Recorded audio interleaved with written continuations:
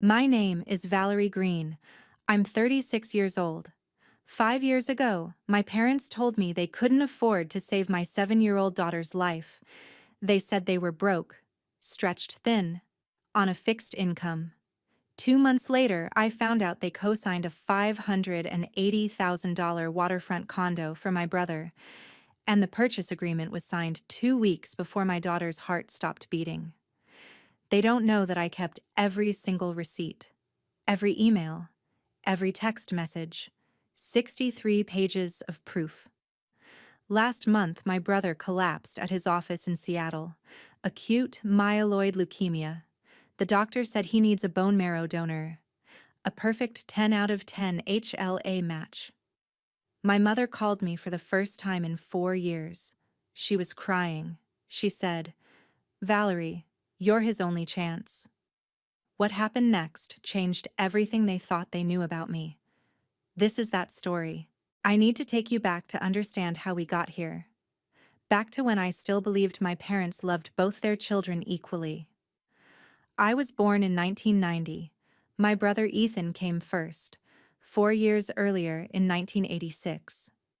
We grew up in Haddonfield, New Jersey, one of those upper-middle-class suburbs where the houses all have two-car garages and the high school sends kids to Ivy League schools. My dad, Charlie, was an accountant at a mid-sized firm. My mom, Helen, worked as a manager at Wells Fargo. Comfortable, stable, the kind of childhood that looks perfect in Christmas cards. But if you looked at the numbers, and I eventually did, you'd see the pattern. Ethan's college fund when we were growing up? $34,000. Mine? $8,200. I found the statements years later when I was helping them move files to their new computer. I remember staring at those numbers, my stomach twisting. I'd asked my mom about it once, casually, trying not to sound hurt. She'd said, "Honey, Ethan's older. We had more time to save for him. Don't worry, we'll help you too." They did help, with loans. I graduated from Temple University in 2012 with $61,000 in student debt. Ethan graduated from Princeton in 2008, debt-free, with a corner office job at Morgan Stanley waiting for him. Christmas 1998 is burned into my memory. I was 8. Ethan was 12. He unwrapped a Nintendo 64, $199, brand new, with 4 games. I got a used bike from a garage sale. My parents had spray-painted it purple because they knew it was my favorite color. "We thought you'd like the exercise," Dad had said, smiling. I told myself it didn't matter. I told myself love wasn't about money. I was wrong. Family dinners became showcases for Ethan's achievements. Thanksgiving 2015, I'd just started working at a nonprofit helping homeless families find housing. I was making $41,000 a year. I was proud of the work. It mattered. My mom set down the turkey and smiled at Ethan. "Tell everyone about the deal, sweetie." Ethan, always comfortable being the center of attention, grinned. "Closed a $12 million acquisition last week. Biggest one in our division this quarter." Everyone applauded. My dad raised his wine glass. "That's my boy." Then my mom turned to me, almost as an afterthought. "Valerie, how's your job at the nonprofit going?" The way she said nonprofit, like it was a hobby, not a career. "It's good," I said. "We housed 3 families this month." "That's nice, honey." Ethan's bonus that year was $340,000. I know because he mentioned it. Not to brag exactly, just as a fact, the way you'd mention the weather. When I met James in 2013, my parents asked if he made good money. James was a civil engineer, making around $60,000 at the time. Stable, reliable. We fell in love fast. The kind of love that feels inevitable, like we'd been looking for each other our whole lives.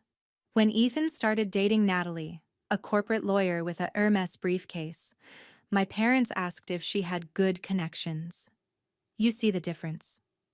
James proposed in 2014. We'd been together a year. I was pregnant. It wasn't planned, but we were happy. Excited. Scared, but ready. My parents were disappointed. My mom had forced a smile at my baby shower. Well, at least James has a steady job. Engineering, right? That's practical. My dad had written us a check for $500 as a baby gift.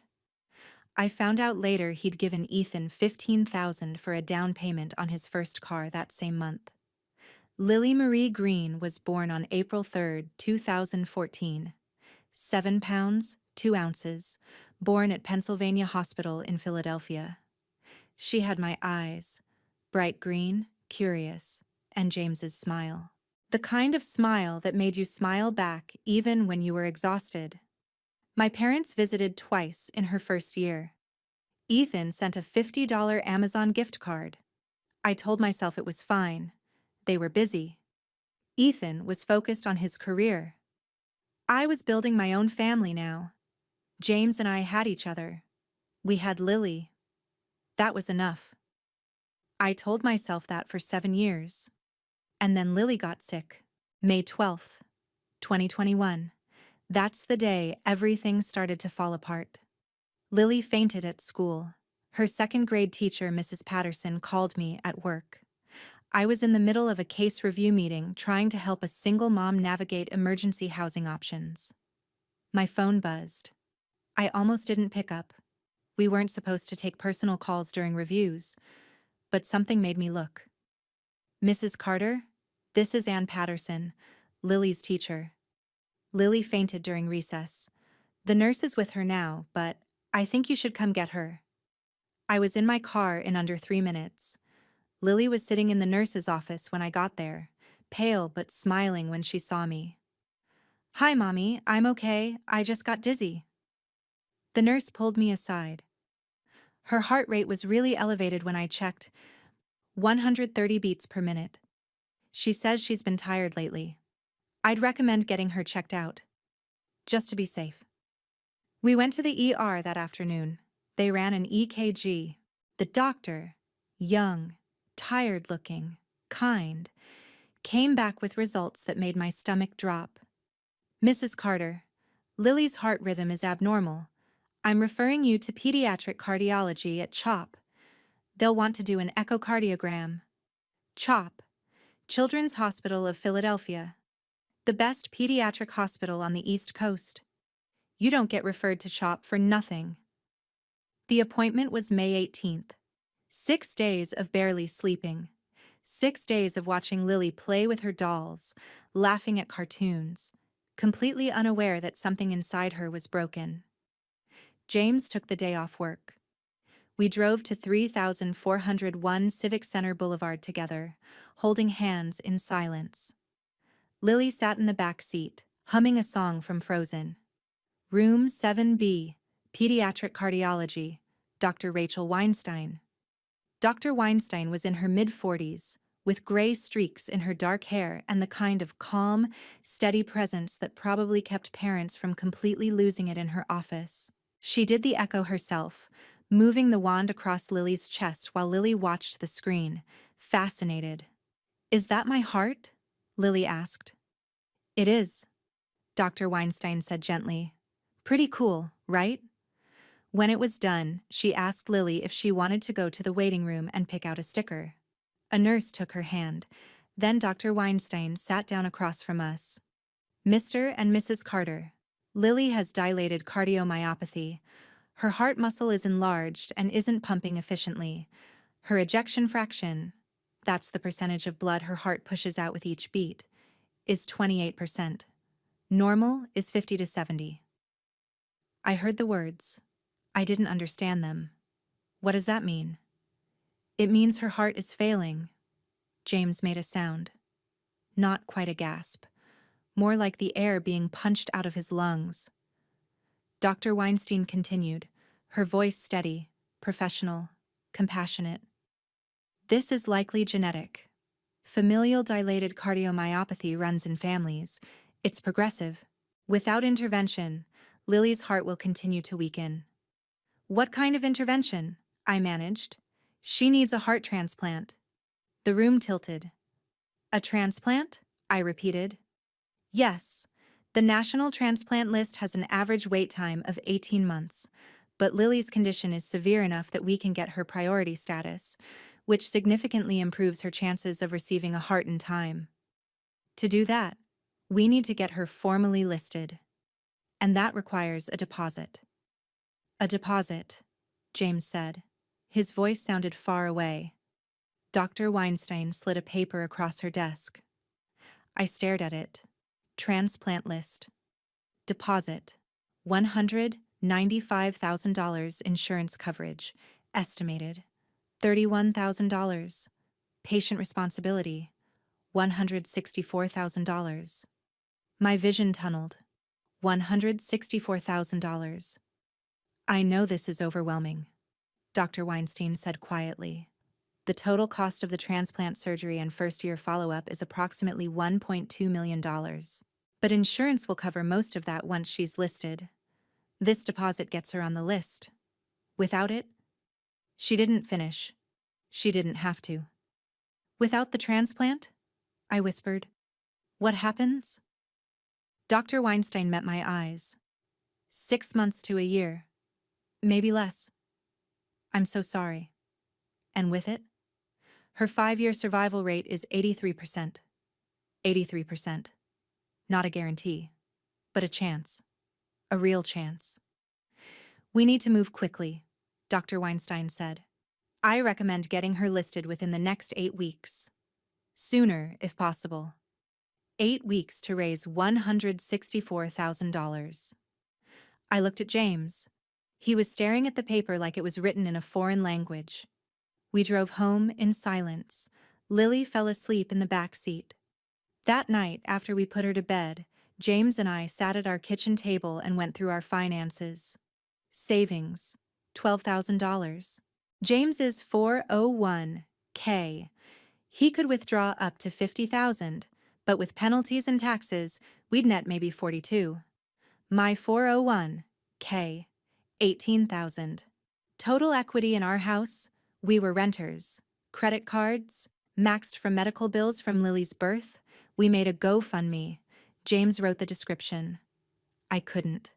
I kept starting and then deleting everything because it all sounded like begging.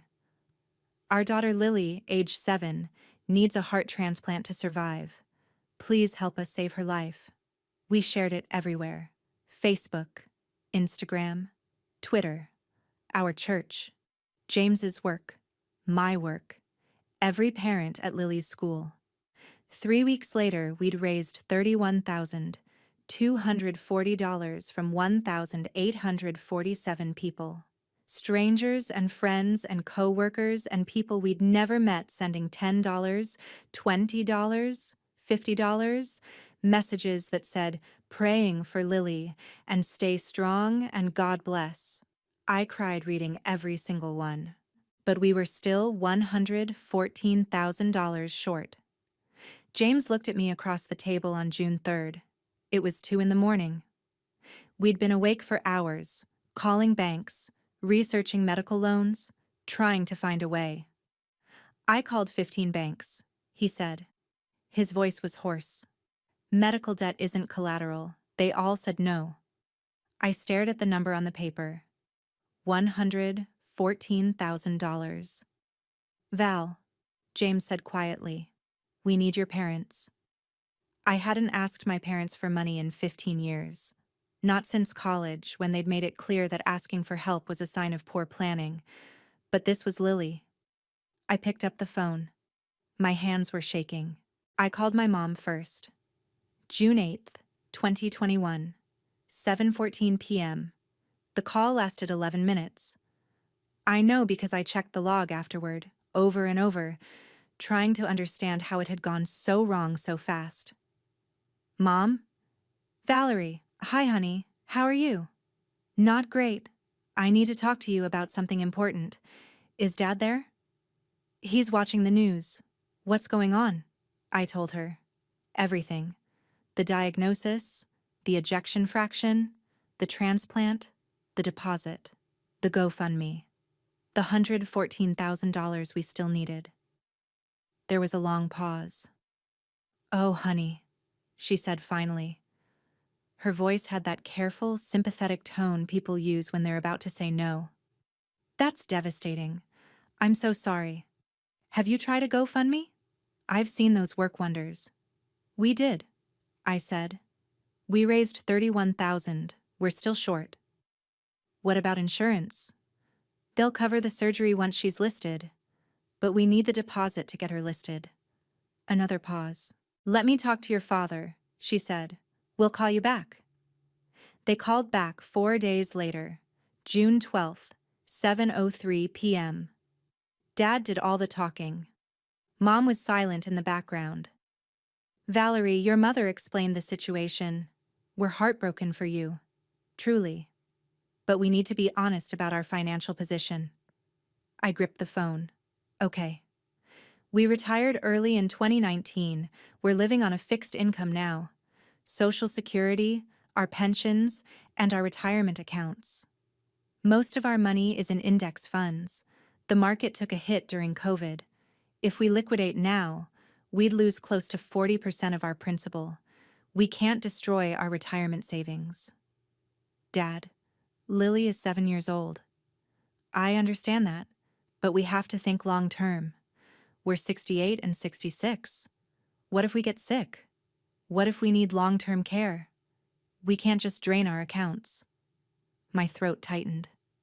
"How much do you have in savings?" A pause. "That's not really relevant." "How much?" "Valerie, we're not having this conversation. I need $114,000 to save my daughter's life." "We don't have liquidity," he said firmly. "Everything we have is tied up." "I'm sorry."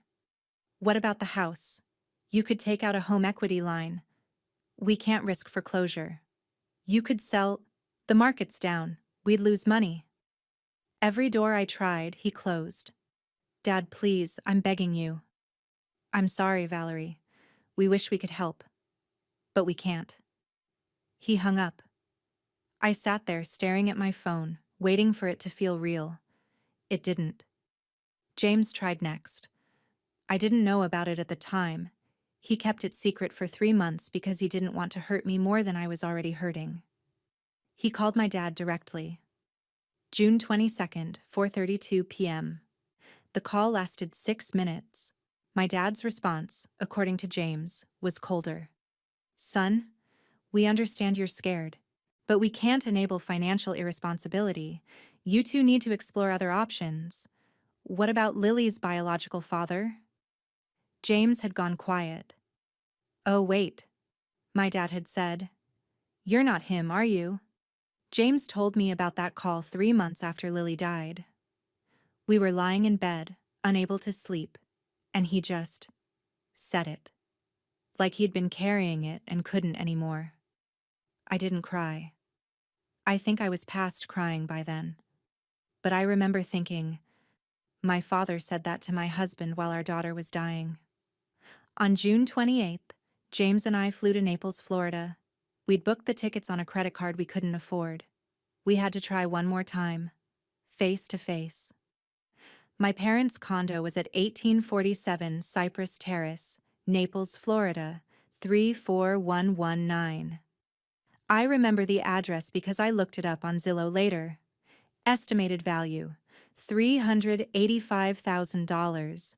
They'd downsized when they retired, sold the Haddonfield house and moved to Florida for the weather and the lower taxes. My mom opened the door, surprised. "Valerie? James? You didn't tell us you were coming." "It was last minute," I said. She hugged me. She smelled like the lavender lotion she'd worn my whole childhood. For a second, I was 8 years old again, believing my mom could fix anything. We sat in their living room. New furniture, a Peloton bike in the corner of the guest room, visible through the open door. A wine fridge built into the kitchen island. I explained again. The deadline, the deposit, the time running out. My mom cried. Real tears. She held my hand. "If we had it, we'd give it," she said. You know that. But we're old, Valerie. What if we get sick? What if we need long-term care? What if Lily dies? I whispered. My dad's face hardened. That's not fair. You're manipulating us. I'm asking you to help save your granddaughter. We can't, he said. I'm sorry. I looked around the room. The new sectional, the 70-inch TV, the wine fridge, but no money for Lily. We flew home the next day. 2 weeks later, on July 8th, I convinced my parents to visit Lily at the hospital. I thought, God, I actually thought, that if they saw her, if they held her hand, if they watched her smile and talk about her new heart like it was a superhero upgrade, they'd change their minds. We met them at CHOP, 4th floor, West Wing, room 412. Lily was so happy to see them. Grandma! Grandpa! She held out her arms. My mom hugged her, careful of the IV lines. Hi, sweetheart. How are you feeling? I'm okay. The doctors say I'm gonna get a new heart, like a superhero upgrade. My mom smiled through tears. That's right, baby. You're so strong. My dad sat on the edge of her bed. You're a fighter, Lily Bear. They stayed for 2.5 hours. They read her a book. They watched her favorite show with her. They laughed at her jokes. And then, in the parking lot, I asked again. Dad, please. He shook his head. Valerie, we've been over this. They got in their rental car and drove away. The deadline was 7 days away. July 15th, 2021. I called Dr. Weinstein. We didn't make it, I said. My voice sounded flat, empty. We don't have the money. There was a pause on the other end of the line. Valerie, I'm so sorry. What happens now? We'll continue supportive care. We'll manage her symptoms. Keep her comfortable. Comfortable. Not alive. Comfortable. She's 7 years old. I know, Dr. Weinstein said gently. I'm so sorry. That night, Lily asked me when she'd get her new heart. I lied. I told her soon. August was brutal. Lily's ejection fraction dropped to 18% on August 22nd. She'd lost 9 pounds in 3 weeks. She was tired all the time. She'd try to play with her dolls and have to stop to catch her breath. Mommy, she said one afternoon, lying on the couch while I sat next to her, stroking her hair. I'm tired all the time. Is that normal? I forced a smile. Your heart is working really hard, baby. You're so strong. She looked at me with those green eyes. When do I get my new heart? Soon, I whispered. But we both knew I was lying. The doctor said we had weeks, not months. I called my parents one last time. August 19th. No answer. I didn't leave a message. On September 8th, Lily was admitted to the ICU. Her heart was giving out. James and I stayed with her. We didn't leave. We held her hands. We told her stories. We sang her favorite songs. At 6:31 a.m. on September 9th, 2021, her heart stopped. They tried to resuscitate her. I watched them do chest compressions on my 7-year-old daughter's tiny body. I watched the monitors. I watched the doctors exchange looks. At 6:47 a.m., Dr. Weinstein looked at me. Time of death, 6:47 a.m., she said softly. I'm so deeply sorry. James sobbed.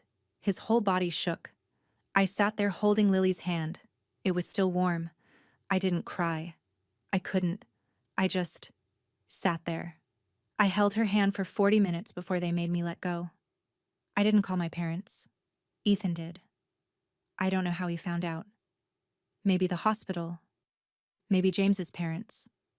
It doesn't matter. They flew in for the funeral. September 14th, 2021. Laurel Hill Cemetery, Philadelphia. 312 people came.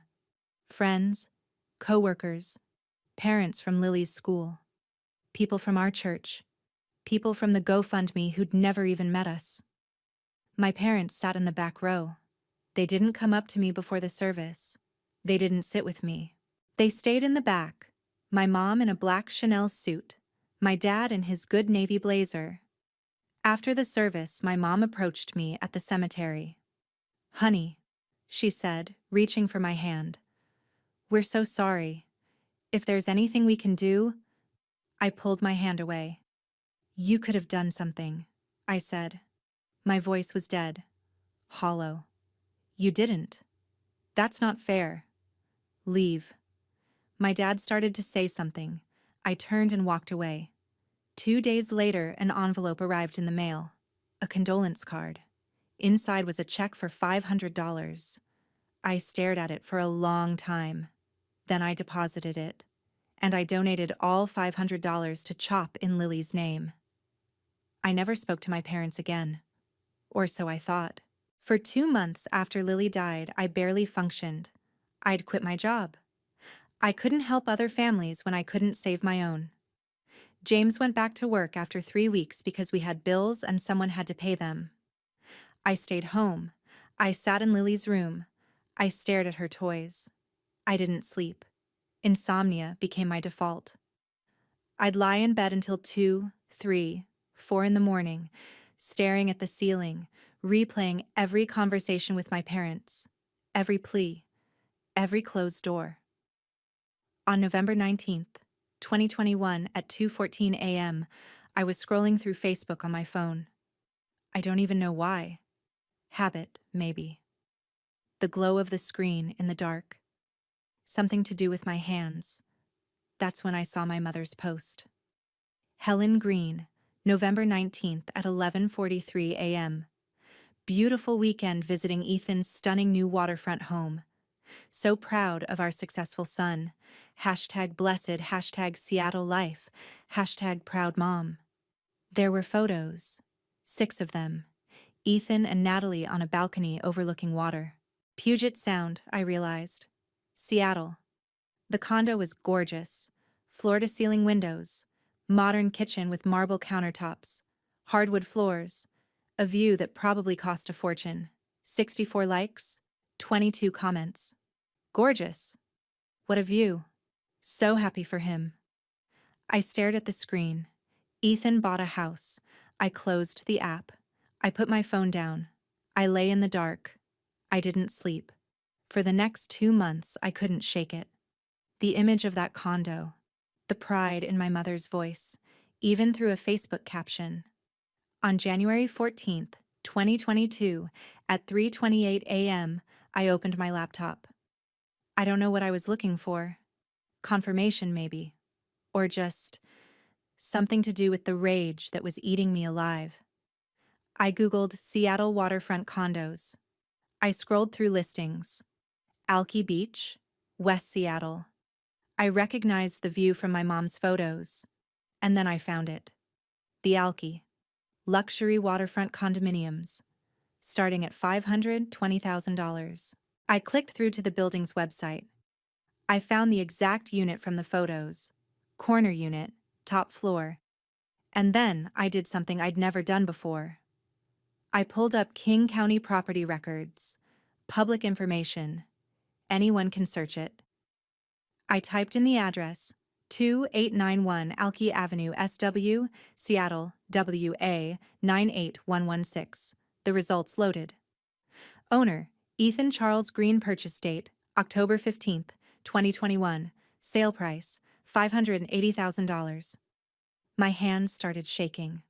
October 15th, 1 month and 6 days after Lily died. I clicked, View Full Transaction History. That's when I saw it. Purchase agreement signed, August 23rd, 2021. Down payment, $130,000. Co-signers, Charles Green, Helen Green. August 23rd, 2 weeks before Lily died. They were signing mortgage papers while I was begging God to keep my daughter's heart beating. I printed everything. Transaction history, deed, mortgage documents, wire transfer records, 63 pages. I put them in a 3-ring binder. I didn't cry. I was past crying. The next day, James came home from work and found me at the kitchen table, surrounded by papers. "What is this?" he asked. I slid the binder across the table. He read in silence. I watched his face change. Confusion, shock, rage. "They had the money," he said finally. "They had the money." "Valerie, keep reading." He flipped to page 18. "My dad's Vanguard account statement from July 2021. Balance, $680,000. Page 19. My mom's 401k rollover, $520,000. Over $1 million in retirement accounts. But no liquidity. No money to help." That's when James found the email. He'd been looking through an old iPad we kept in the kitchen. We used to use it to share photos with my parents back when we still talked to them. It was still logged into my mom's email from years ago. She'd never logged out, and she'd never deleted her old emails. James opened the app, scrolled back to August 2021, and there it was. From Charles Green to Helen Green, Ethan Green. Date August 10th, 2021, 9:14 p.m. Subject RE, Seattle Property Opportunity. "Ethan, we've reviewed the financials. The Seattle market is hot. If we move now with a $130,000 down payment, your equity growth projections are solid. 12% ROI in 3 years is significantly better than our current bond yields. Helen and I have discussed Valerie's situation at length. We want to help, of course, but we have to be realistic. The transplant is a gamble. Even with the surgery, pediatric dilated cardiomyopathy has a 5-year survival rate around 70 to 80%, according to what I've read online. We'd be liquidating a significant portion of our retirement funds for a maybe. Your condo is a sure thing. It's a tangible asset. Family wealth stays in the family. Let's move forward and close this deal." Dad James showed me the iPad. I read the email 3 times. Family wealth stays in the family. I wasn't family. Lily wasn't family. We were maybe. A gamble. A bad investment. Ethan's condo was a sure thing. I made a spreadsheet. I needed to see it all laid out. July 15th, 2021. Transplant deposit deadline missed. We were $114,000 short. August 10th, 2021. Dad's email approving Ethan's condo purchase. August 23rd, 2021. Purchase agreement signed.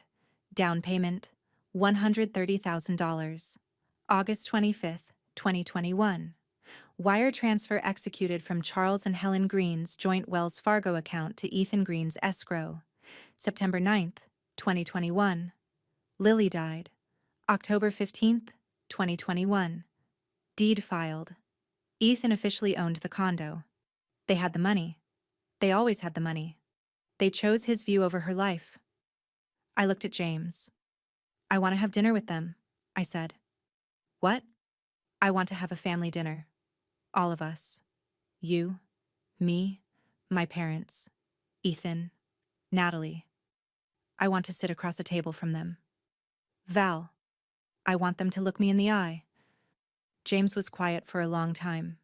Then he nodded. "Okay." I called my mom on February 1st, 2022. She answered on the second ring, breathless. "Valerie?" "Hi, Mom." "Oh my God. Honey, I didn't think you'd ever..." Her voice cracked. "How are you?" "I've been thinking," I said calmly. "About everything. About us. I want to try to heal." Silence. Then, "Really? I think we should have a family dinner. Talk. Start over." I could hear her crying. "Yes. Yes, absolutely. Oh, Valerie, I'm so glad. I'll call Ethan. We can do it here, in Naples." "When can you come?" "How about next weekend? Saturday the 12th? "Perfect. I'll make your favorite..." "I'll bring something," I said. "You don't have to." "I insist." We booked flights that night. $620 round trip Philadelphia to Naples for James and me. James asked if I was sure about this. I showed him the binder. I'm sure, I said. February 12th, 2022. 6 p.m. We pulled up to 1847 Cypress Terrace. Ethan and Natalie's rental car was already in the driveway. A white Tesla. My mom opened the door before we could knock. She threw her arms around me, sobbing. I'm so glad you're here, she whispered into my hair. I stood stiff. After a moment, I patted her back. Hi, Mom. My dad appeared in the doorway. He looked older, thinner, grayer. Valerie, he said. He held out his hand. I shook it. Ethan and Natalie were in the living room. Ethan stood when we walked in. He looked uncomfortable. Hey, sis, he said. Long time? Yeah, I said. Long time. Natalie smiled politely. It's good to see you, Valerie. We sat down for dinner. The table was set for 6. My mom had made glazed salmon, roasted vegetables, mashed potatoes. There was a $38 bottle of Chardonnay on the table. I know because I checked the grocery store receipt later, just to see. The first 15 minutes were small talk. My dad asked James about work. James answered in short sentences. My mom asked if we were eating enough. I said we were fine. Natalie talked about Seattle, about her firm's new case with Boeing. It's a big opportunity, she said. Very exciting.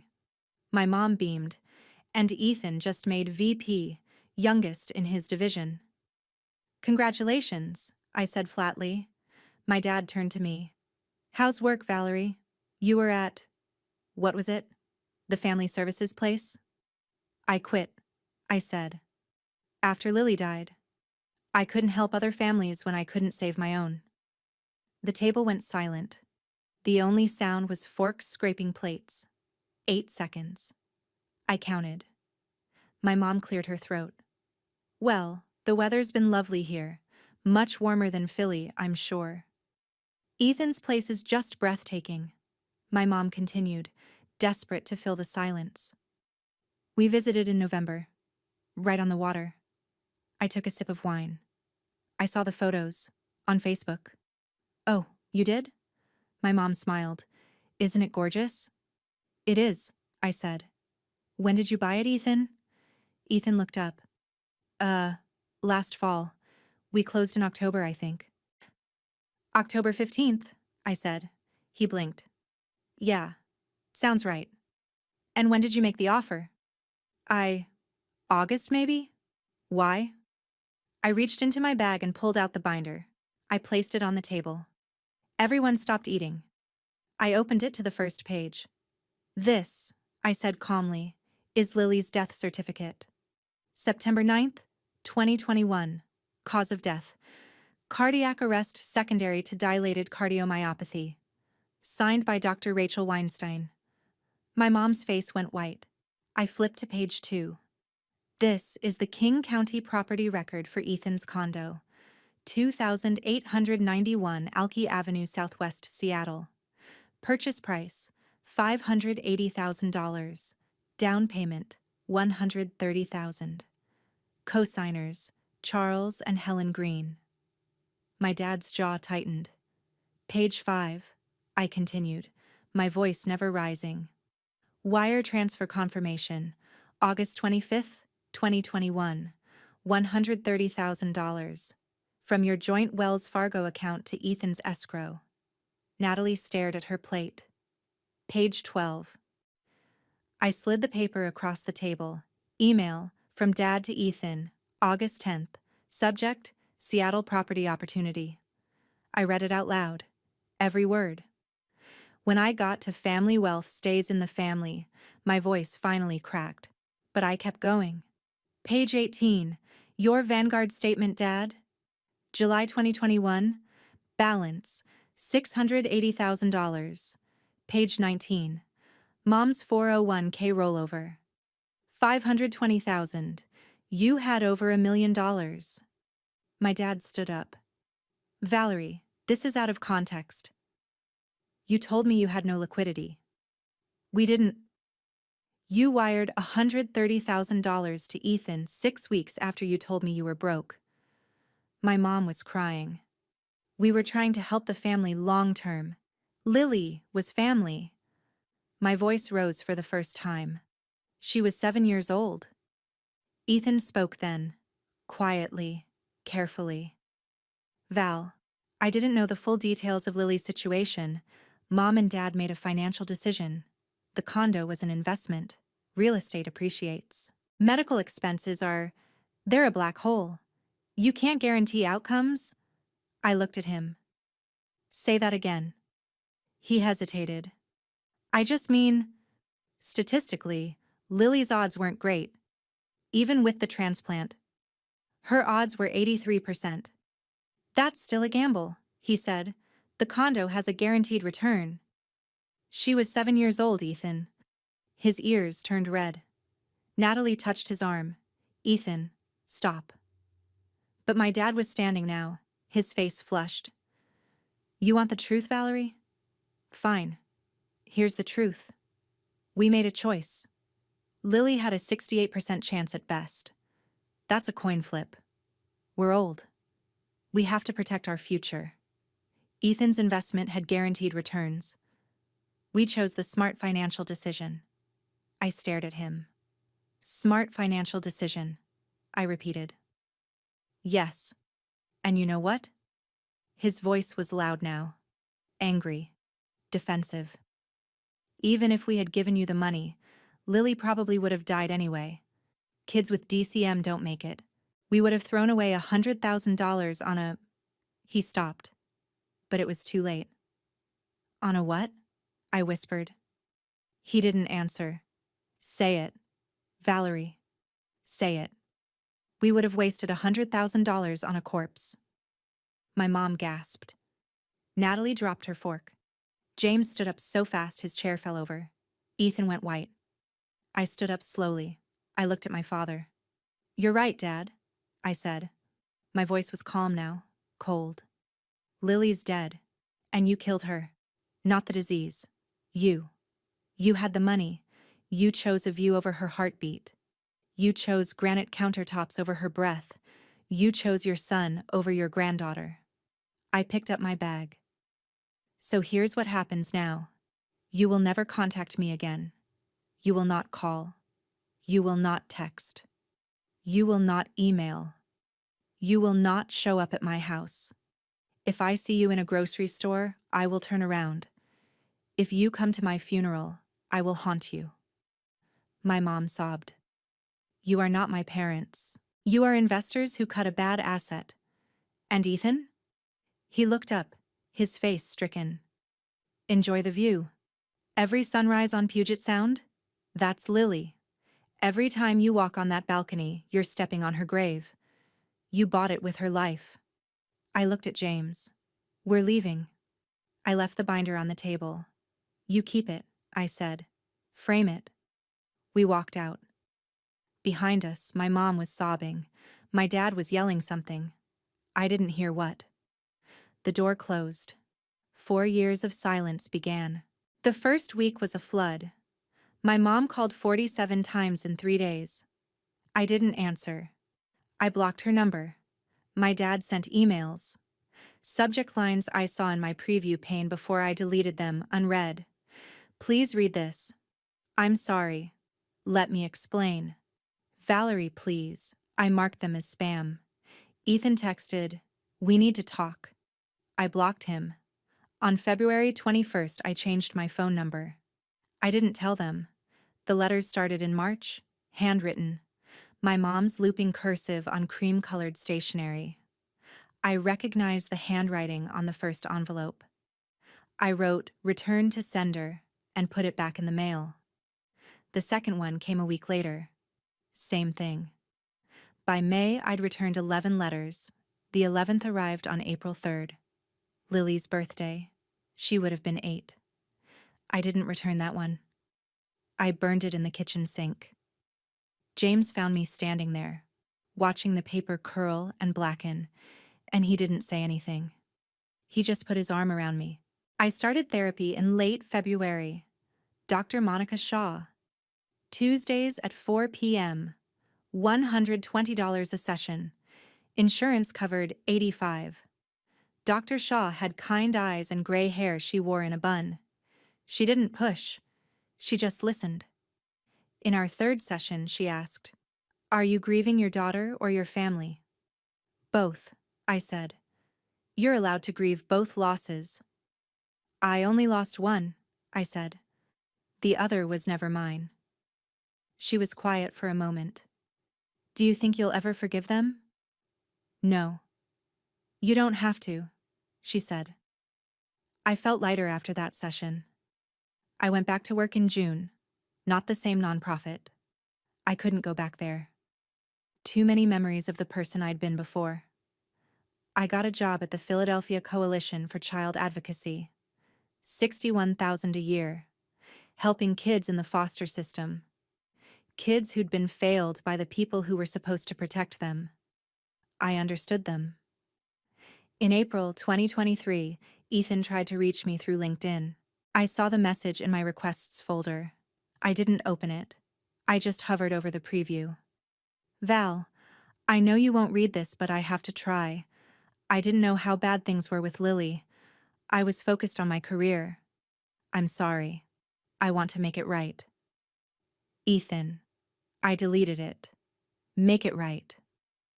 There was no right. There was only gone. I built a new life. One where blood didn't mean anything, where family was the people who showed up, not the people who shared your DNA. James and I had date nights again. We laughed again. It took time, but we found our way back to each other. We planted a tree in our backyard for Lily, a cherry blossom. It bloomed every April. I thought I was done with them. I thought I'd never have to make another choice about my family. And then the phone rang. December 3rd, 2026. 4 years, 9 months, and 24 days after I walked out of that dinner in Naples. Ethan collapsed in a conference room at Morgan Stanley's Seattle office at 2:14 p.m. I didn't know that yet. I was at work, writing a report for a case review. A 14-year-old girl who'd been in 6 foster homes in 2 years. I was trying to find her a placement that would stick. My phone rang. Unknown number. I almost didn't answer, but something made me pick up. "Hello?" Heavy breathing. Then, "Valerie? Valerie, please don't hang up." My mom's voice. I froze. "It's Mom. I know you don't want to talk to me. I know. But it's Ethan. He's dying. He has cancer. Leukemia. He collapsed at work. They rushed him to the hospital. The doctors said he needs bone marrow. They said you're the only chance. Please, Valerie, I'm begging you. He's your brother." My hand tightened on the phone. "How did you get this number?" "That doesn't matter. Please." "I don't have a brother." I hung up. I sat at my desk, staring at the wall. James came home that night and found me in the same position I'd been in that morning, sitting, staring. "What's wrong?" he asked. I told him about the call. "What are you going to do?" "Nothing." He didn't say anything, but I could tell he didn't believe me. 2 days later, my phone rang again. Different number. "Ms. Green? This is Sarah Brennan. I'm a patient advocate at Swedish Medical Center in Seattle. I'm calling about your brother, Ethan Green." Professional? Calm. No judgment in her voice. I didn't hang up. "Ethan was admitted 5 days ago with acute myeloid leukemia. It's an aggressive subtype. He's begun chemotherapy, but his prognosis without a bone marrow transplant is very poor. We've tested all available family members. His wife, your parents. None are compatible matches. And you want me to get tested?" "Yes. Siblings have about a 25% chance of being a compatible match. You're his only sibling. Would you be willing to undergo HLA typing? It's a simple blood test. There's no obligation beyond that." I closed my eyes. "If I say no?" A pause. "We'll continue searching the National Registry, but the odds of finding a 10 out of 10 match from an unrelated donor are less than 1%. Without a transplant, Ethan's prognosis is 4 to 8 weeks. 4 to 8 weeks. Lily had 6 months to a year. My parents had said that wasn't worth the investment. I'll think about it, I said. Of course, but Ms. Green, time is something he doesn't have much of. I agreed to the test.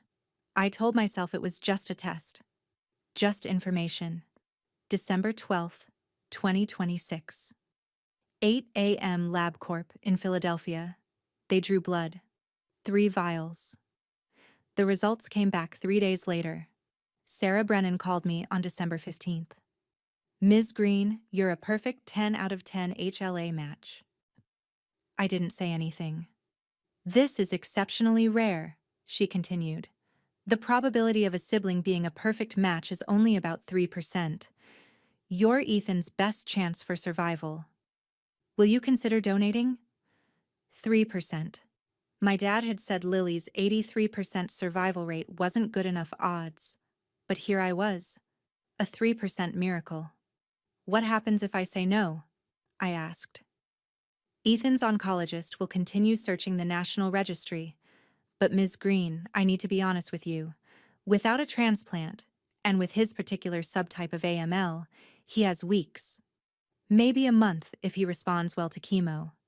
With a transplant from you, his 5-year survival rate is 65 to 75%. 65 to 75%. Better odds than Lily had. I need time to think, I said. Of course. But Valerie, time is the one thing he doesn't have. I hung up, and for 4 days I didn't sleep. December 15th to December 19th. 4 days. 4 sleepless nights. James didn't push me. He just stayed close, made sure I ate, held me when I cried. I kept thinking about Lily. What would she want me to do? I knew the answer. I hated it. On December 17th, I called Dr. Shaw. Emergency session. She cleared her schedule. We sat in her office, the winter light coming through the window, and I told her everything. What's holding you back? She asked. If I save him, they win. Who wins? My parents. Ethan. They get what they want again. They always get what they want. And if you don't save him? I was quiet for a long time. I become them. Dr. Shaw leaned forward. Valerie, what would you tell Lily? If she were here right now, what would you say to her? I closed my eyes. I saw her. 7 years old. Green eyes. That smile. I'd tell her I love her. I whispered. I'd tell her she's the best thing I ever did. What would she tell you? I knew. I'd always known. She'd tell me to save him. On December 19th at 9 a.m., I called Sarah Brennan. I'll do it, I said. I'll donate. But I have conditions. Of course. What do you need? I don't want to see my parents before the procedure. I don't want to see Ethan. I'll do this, and then I'm done. We can arrange separate waiting areas, private recovery. You won't have to see anyone you don't want to see. Okay. Thank you, Valerie, she said softly. You're saving his life. I'm not doing it for him. The donation was scheduled for December 27th. I'd fly to Seattle on the 26th for pre-op. James asked if I was sure. I looked at him. Lily would do it, so I will. If you've made it this far in my story, thank you. I know it's heavy. But before I tell you what happened next, I need to ask you something. What would you do? If the people who betrayed you needed you to save them, would you? Leave a comment. I read everyone.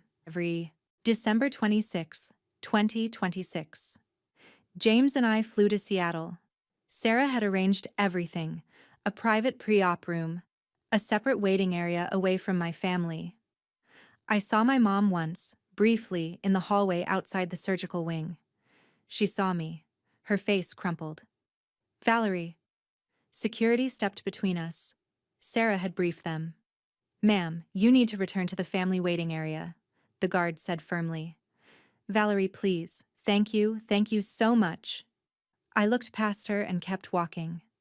Pre-op was in Swedish Medical Center, second floor west wing, room 214. The nurse explained the procedure. Bone marrow aspiration from my pelvic bone, general anesthesia, 4 hours, give or take, 2 days of inpatient observation. You're very brave, she said. I'm not brave, I said. I'm just not them. December 27th, 6 a.m. They wheeled me into the OR. I counted backward from 10. I didn't make it past 7. I woke up at 11:30, groggy, sore. My hip ached like I'd been hit with a bat. James was sitting next to my bed. Hey, he said softly. Did it work? They got what they needed.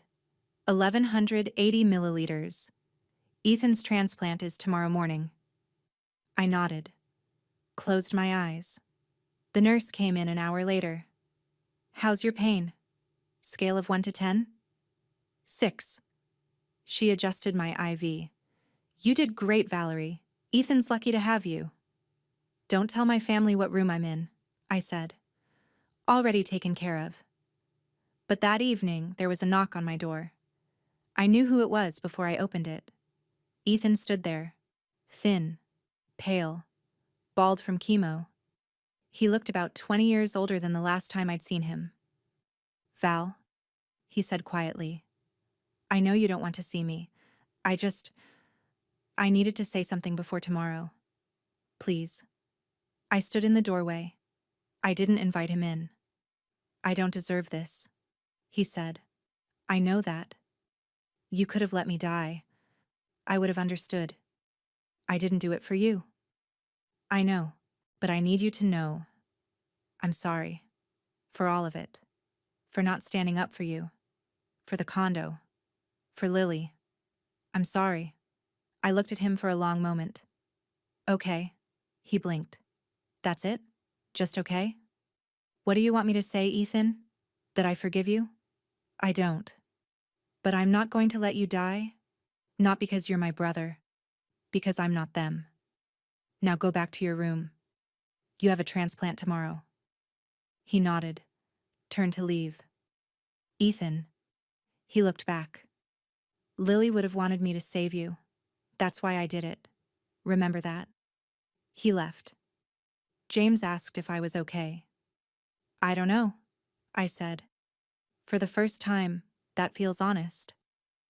3 weeks later, I was back home in Philadelphia when Sarah called. Valerie, I wanted to update you. Ethan's engraftment is strong. His blast cell count is down to 2%. The transplant worked. He's going to make it. Good. He asked if he could have your contact information. To thank you. No. Understood. But Valerie, what you did was extraordinary. I hope you know that. I did what Lily would have done, that's all. I hung up. I sat on the couch, stared at the wall. I felt lighter. Not happy, not healed, but lighter. 6 months later, in June 2027, a letter arrived. Not to my house. To Sarah Brennan, who forwarded it with my permission. The envelope was thick. I almost didn't open it, but I did. Valerie, we don't expect forgiveness. We don't deserve it. We made a choice that destroyed our family. Your father hasn't been the same since that dinner. Neither have I. We're in therapy, together, and individually. We're trying to understand how we became people who could do what we did.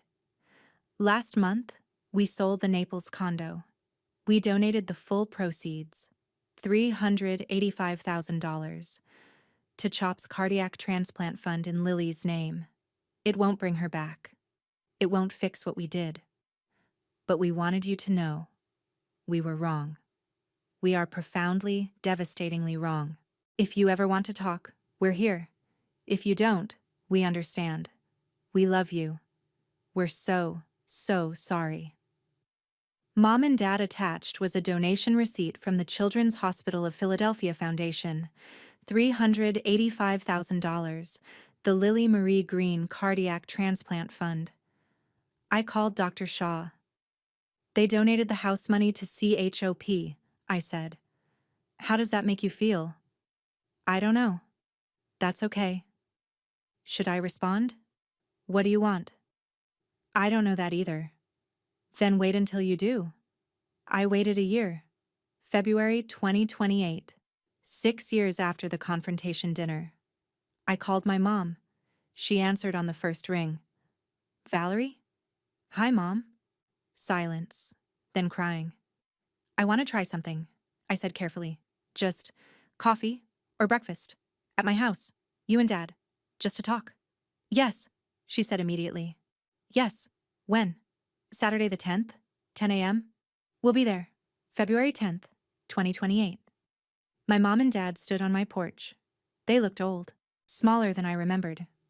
I opened the door. Come in. My mom hugged me. I stood stiff for a moment, then patted her back. We sat at my kitchen table. James had made coffee, scrambled eggs, toast, fruit, 4 plates, 4 chairs. We ate in awkward silence at first. Then, slowly, we talked. Not about Lily. Not yet. About small things. The weather. Work. James's new project. My mom's book club. Lily's photo was on the mantel. Everyone saw it. No one said anything.